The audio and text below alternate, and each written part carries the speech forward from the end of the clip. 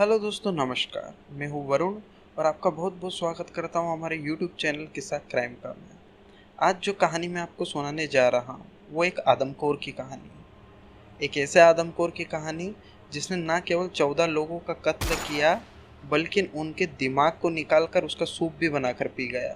जब इसके कारनामों का खुलासा हुआ तो पूरा इलाहाबाद शहर दहल गया था। तो चलिए बढ़ते हैं हमारी कहानी की तरफ। लेकिन उससे पहले अगर आपने हमारे YouTube चैनल को सब्सक्राइब नहीं किया है तो प्लीज़ हमारे चैनल को सब्सक्राइब ज़रूर करें। इससे हमें मोटिवेशन मिलता है और इस वीडियो को लाइक और शेयर भी ज़रूर करते हैं। तो कहानी की शुरुआत होती है उत्तर प्रदेश के इलाहाबाद शहर से, जो कि अब प्रयागराज के नाम से भी जाना जाता है। सन 2000 के उत्तर प्रदेश के इलाहाबाद में रहने वाले धीरेन्द्र सिंह जी दिसंबर 2000 में लापता हो जाते हैं। धीरेन्द्र सिंह जी हिंदी दैनिक अखबार आज के पत्रकार थे। प्रोफेशन से तो पत्रकार थे ही, जाहिर सी बात है, तो अपने काम से कई बार उनको शहर के बाहर ही रहना पड़ता था। जब धीरेन्द्र सिंह जी घर लौट कर नहीं आए तो धीरेन्द्र सिंह जी के घर वालों को लगा कि वो अपनी काम की वजह से कहीं बाहर रुक गए होंगे, क्योंकि उनका काम ही कुछ ऐसा था। शुरुआत में धीरेन्द्र सिंह जी के घर वालों ने उनके काम से घर न लौटने पर ज़्यादा कोई चिंता फिक्र नहीं दिखाई, लेकिन जब धीरेन्द्र सिंह जी 2 दिन तक घर पर नहीं लौटे तो उनके घर वालों की चिंता बढ़ने लगी, क्योंकि 2 दिन से धीरेन्द्र सिंह जी ने परिवार से कोई भी संपर्क नहीं किया था, जबकि धीरेन्द्र सिंह जी अपने पास मोबाइल फ़ोन भी रखा करते थे और धीरेन्द्र सिंह का मोबाइल भी बंद था।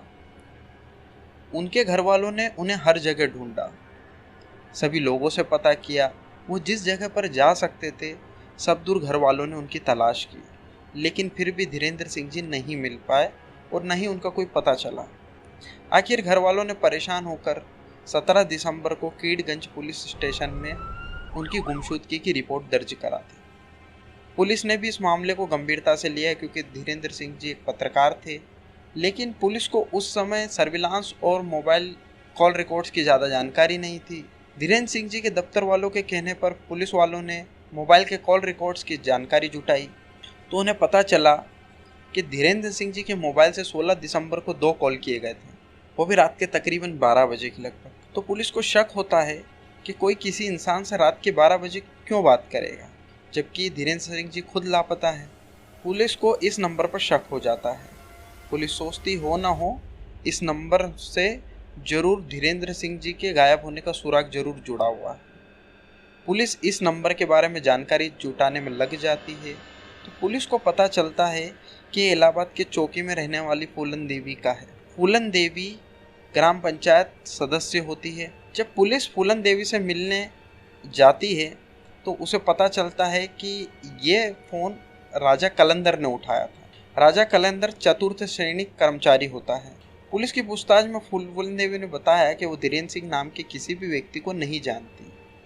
फूलन देवी के पति राजा कलंदर से पुलिस इस मामले को लेकर पूछताछ करती है। राजा कलंदर बताता है कि पत्रकार धीरेन्द्र सिंह उसके दोस्त हैं और 16 दिसंबर को उसकी उनसे बात भी हुई थी और यह बातचीत केवल हालचाल जानने के लिए हुई थी। उस दिन राजा कलंदर और फूलन देवी के बयान लेकर पुलिस लौट जाती है, लेकिन उनका शक फूलन देवी के परिवार पर हो जाता है। पुलिस धीरेन्द्र सिंह की गुमशुदगी को हर एंगल से जोड़कर देखती है।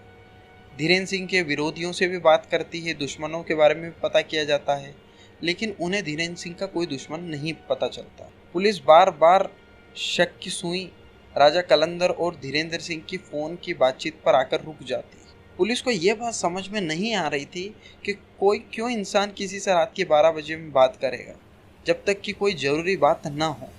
फिर पुलिस राजा कलंदर का बायोडाटा निकलवाती है, जिसमें यह खुलासा होता है कि राजा कलंदर एक आदतन अपराधी है और वो अपराध जगत से जुड़ा हुआ है और कई धंधों में लिप्त रहता है। पुलिस को एक बात बड़ी अजीब ये भी चलती है कि राजा कलंदर का जो असली नाम है वो राम निरंजन है, ना कि राजा कलंदर, और उसकी बीवी का नाम भी गोमती है। शादी के बाद राजा कलंदर ने गोमती का नाम गोमती से बदलकर फूलन देवी कर दिया है। राजा कलंदर के 2 बेटे भी थे, जिसमें से एक का नाम उसने अदालत रखा था तो दूसरे का नाम जमानत। जब पुलिस को उसके सारे काले धंधों के बारे में पता चलता है तो पुलिस उसकी पड़ताल करने के लिए घर पर जाती है, जहां उसे पता चलता है कि राजा कलंदर अपने पिगरी फार्म पर पुलिस राजा कलंदर को गिरफ्तार करने के लिए पिगरी फार्म पर जाती है। तब उसे पता चलता है कि राजा कलंदर अपने साले बख्शराज के साथ भागने की फिराक में था एक टाटा सुमो गाड़ी से, लेकिन पुलिस उसे पकड़ लेती है और अपने साथ किडगंज थाने लेकर आ जाती है। पुलिस लगातार दबाव बनाती है, लेकिन राजा कलंदर कुछ भी नहीं उगलता। वो कई और दूसरे जुर्म जरूर कबूल कर लेता है। वो ये भी कबूल करता है कि वो लोगों को मारकर उनसे उनकी गाड़ियाँ छुड़ा लेता है, और जिस टाटा सुमो से वो भाग रहा था वह भी उसने रायबरेली के किसी युवक को मारकर उससे छुड़ाई थी। लेकिन जब पुलिस फूलन देवी और उसके दोनों बेटों को पुलिस थाने में लेकर आती है तो उनके सामने राजा कलंदर टूट जाता है और पुलिस के सामने अपना मुंह खोल देता है। लेकिन वो जो कुछ भी बताता है उससे मानवता शर्मसार सी हो जाती है। वो अपनी नौकरी और पत्नियों की राजनीति के आड़ में ऐसे बहुत सारे धंधे करता था, और कहीं से धीरेन्द्र सिंह जी को उसके काले धंधों की भनक भी लग गई थी। तो उसे ये डर सा लगने लग गया था कि कहीं धीरेन्द्र सिंह उसके काले कारनामों को अखबार में न छाप दे। उसके इसी डर से उसने धीरेन्द्र सिंह जी को कॉल करके रात को पिगरी फार्म पर बुलाया और धीरेन्द्र सिंह जी को आग के सामने तापने के लिए बिठा दिया। तभी उसके साले बख्शराज ने पीछे से आकर धीरेन्द्र सिंह जी की पीठ पर गोली मार दी, जिससे धीरेन्द्र सिंह जी की तुरंत मौत हो गई। उसके बाद उन्होंने उसके शव के कई टुकड़े कर दिए और उन टुकड़ों को पॉलीथीन में बैग में भर दिया। इसके बाद दोनों ने धीरेन्द्र सिंह जी की लाश को ले जाकर मध्य प्रदेश के रीवा जिले में कई जगहों पर फेंक दिया और गाड़ दिया। फिर उसने धीरेन्द्र सिंह जी के बाइक को अपने ससुर को दे दिया और धीरेन्द्र सिंह जी के जूते को अपने साले को दे दिया। बाद में पुलिस राजा कलंदर को उस जगह पर ले गई जहां उसने ही धीरेन्द्र सिंह जी के लाशों के टुकड़ों को फेंका था। पुलिस ने वीरेंद्र सिंह जी के शरीर को उस जगह से बरामद कर लिया। धीरेन्द्र सिंह की लाशों के टुकड़ों की शिनाख्त उनके परिवार से करवाई गई, तो पता चल गया कि यह लाश धीरेन्द्र सिंह जी की ही है। और पुलिस ने उस टाटा सुमो गाड़ी को भी जब्त कर लिया, जिससे राजा कलंदर अपने साले के साथ भागने का प्रयास कर रहा था। फिर पुलिस राजा कलंदर को उसके पिगरी फार्म हाउस पर लेकर जाती है, तो पुलिस देखती है कि एक पेड़ से कई सारी खोपड़ियां लटक रही होती है, जिन पर अलग अलग तरह का कलर लगा होता है, और अनेक रंगों से रंगी इन खोपड़ियों पर इंसानों की जात लिखी होती। कुछ पर ब्राह्मण, कुछ पर कायस्थ, कुछ पर मुस्लिम। फिर कलंदर एक और खुलासा करता है। वो बताता है कि वो लाशों को टुकड़े कर देने के बाद कई टुकड़े अपने फार्म में सूअरों को खिला दिया करता था, कहीं को वो अपने फार्म हाउस में गाड़ देता था। पुलिस ने उसकी बताई हुई जगह से फार्म हाउस से भी कई लाशें जब्त की है। और वो ये बताता था, धीरेन्द्र सिंह ने यह भी बताया पुलिस को कि उसे किसी ने ऐसा कहा था कि अगर वो किसी भी समझदार इंसान के दिमाग को उबाल कर उसका सूप पिएगा तो उसका दिमाग काफ़ी तेज हो जाएगा। और राजा कलंदर को अपराध करने में बड़ा मज़ा आता था और वो कभी भी पकड़ाना नहीं चाहता था और बहुत होशियार बनना चाहता। इसके लिए वो केवल समझदार लोगों का कत्ल करता था और कत्ल करने के बाद उनके दिमाग को निकाल कर उसका सूप बनाकर पी लेता था। उसने पत्रकार धीरेन्द्र सिंह जी के साथ भी ऐसा ही किया। कई दिनों तक उनके दिमाग को उबालकर उसका सूप पिया। पुलिस को उसके फार्म से एक डायरी भी हाथ लगती है, जिसमें अब तक उसने जितने लोगों के कत्ल किए थे उन सभी लोगों के नाम और उनकी जानकारियाँ लिखी हुई थी, जिसे राजा कलंदर अपनी अदालती डायरी कहता था। और इस डायरी में आखिरी नाम पत्रकार धीरेन्द्र सिंह जी का था। उसका पहला शिकार ऑर्डिनेंस फैक्ट्री में काम करने वाले उसके सहयोगी कालीचरण श्रीवास्तव था।